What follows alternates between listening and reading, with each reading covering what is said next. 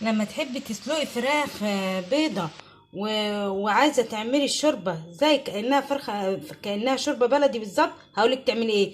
تبشري بصل زي كده او تضربيه في الكبة، وبعدين تكوني غسله الفراخ طبعا حلو خالص. بس اهم حاجة ما تنجعيش الفراخ في خل ابيض، وانجعي في ملح او تغسليها بدقيق، وتحطي التوابل اللي هقولك عليها دي: الملح والفلفل والكزبرة والكركم وبصل بودر وال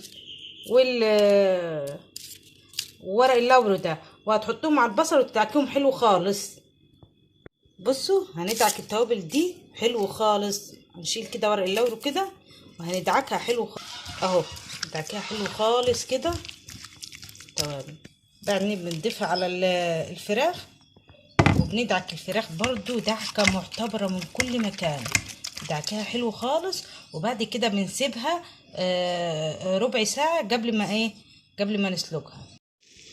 بصوا غلت المية اهي، وادي الفراخ هننزلها في المية اللي احنا حطيناها دي عشان نعمل الشوربة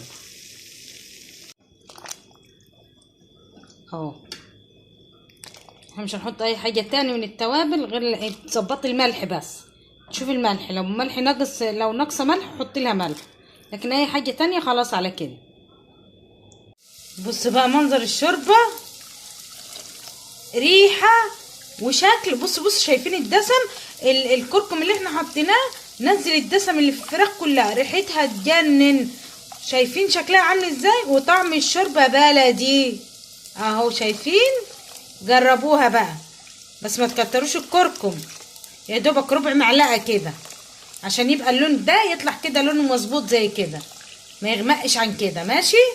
يلا عايزة لايك وشير وسبسكرايب للقناة، وان كنت بتتابعيني من الفيسبوك اعملي متابعة. ماشي حبيبتي؟ يلا.